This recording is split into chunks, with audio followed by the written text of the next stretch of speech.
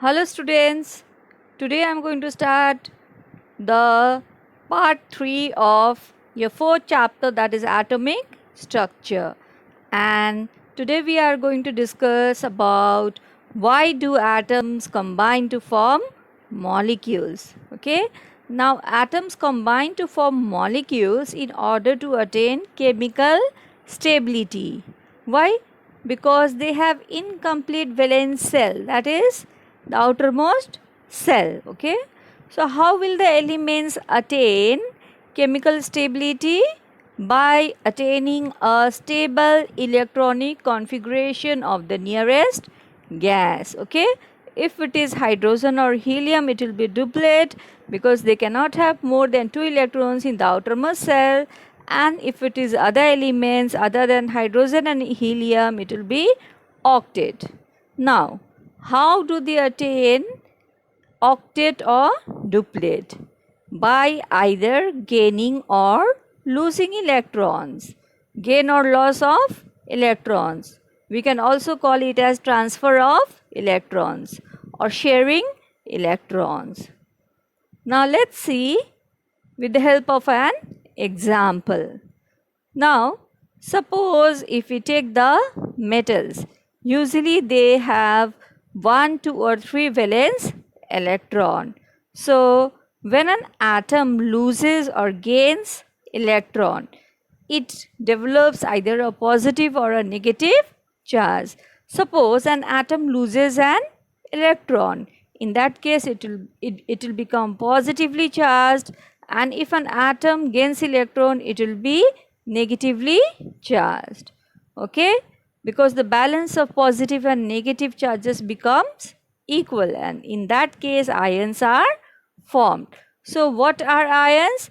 Ions are the charged particles formed due to loss or gain of one or more electrons by an atom, and the positively charged ions are called cations. For example, Na plus, Mg2 plus, and the negatively charged ions are called anions. For example, Cl minus, O2 minus. Now let's take the example of sodium, whose electronic configuration is 281. Now it loses one electron. So what will happen to its electronic configuration now? As you can see, 2 and 8. Now it has become stable. But since it has lost one electron, it becomes positively charged. Now let's see the electronic configuration of chlorine. It is 2, 8 and 7. Now how will chlorine become stable? By gaining one electron. So chlorine gains one electron to form Cl minus. So its electronic configuration becomes 2, 8, 8. Now it has become stable. Okay. So ions are formed in order to gain stability. Now, how do atoms combine? Atoms combine with one another according to their combining capacity, which is known as valency. So, valency is the combining capacity of an atom of an element with the atoms of other elements to form molecules. Okay. So, we can also say that the valency of an element or a radical. Remember what is a radical? A group of atoms which acts as a single unit, either positively or negatively charged. So, the valency of an element or a radical is the number of hydrogen atoms that will combine with or displace one atom of that element or radical. Now, I'll give you few examples, then you are going to be more clear. Suppose we take the compound hydrogen chloride, HCl. Now here, one atom of chlorine combines with one atom of hydrogen. So what is the combining capacity of chlorine? 1. Okay. Next example, we take of hydrogen sulfide, S2S. So one atom of sulfur has combined with 2 atoms of hydrogen. Therefore, the valency of sulfur is 2. Now let's take the example of hydrogen sulfate, H2SO4, also known as sulfuric acid. Now this sulfate radical, it combines with two atoms of hydrogen. Hence the valency of sulfate is 2. In a compound of hydrogen nitrate, that is nitric acid, one nitrate radical combines with one atom of hydrogen. Hence, what is the valency of nitrate? It is 1. Now, there are some elements which exhibit more than one valency. They are said to have variable valency. Examples: iron, copper, tin, lead, sulfur, phosphorus. Now, in the case of metals exhibiting variable valency, we represent the lower valency by adding the suffix OUS to the name of the metal. For example, the Latin name of iron is ferrum. So, if we add the suffix OUS, it becomes ferrous, whose valency is 2. And to represent the higher valency, the suffix used is IC. For example, for ferrum, if it exhibits valency 3, then it becomes ferric. Okay, as you can see here, iron plus 2 and plus 3. So for plus 2 it becomes ferrous, and for plus 3 it becomes ferric. Okay.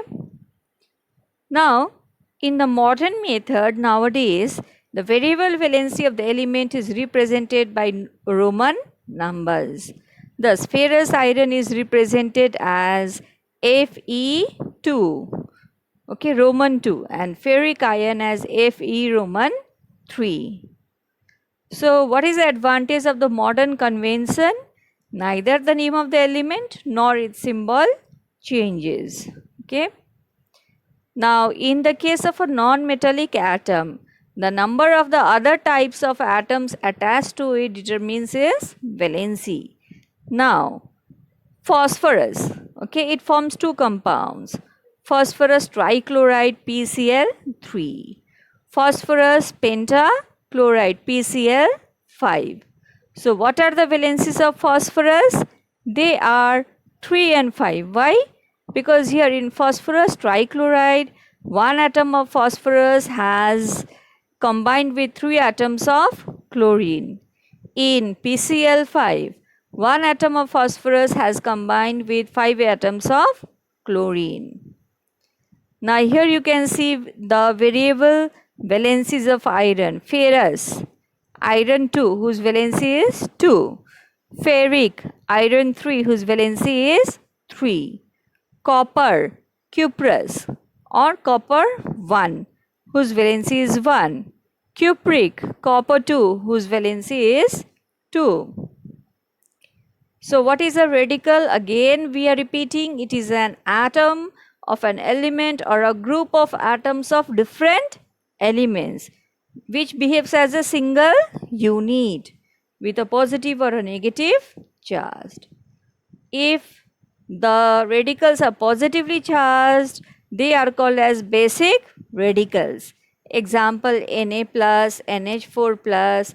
And if the radicals are negatively charged, they are called as acid radicals. Example, NO3 minus, Cl minus. So the basic radicals are known as cations and acid radicals are known as anions. So now in this table you can see the representation of some radicals.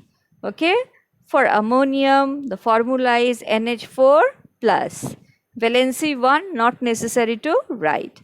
Nitrate NO3 minus, nitrite NO2 minus, bisulfate HSO4 minus, bisulfite HSO3 minus, bicarbonate HCO3 minus, hydroxide OH minus, acetate CS3COO minus, sulfate SO4 2 minus, and its valency is 2. Sulfide, SO3 2 minus, valency is 2. Carbonate, CO3 2 minus, valency is 2. Dichromate, Cr2O7, whose valency is also 2. Phosphate, PO4 3 minus, so its valency is 3. So you are going to learn the formulae of these radicals. Thank you.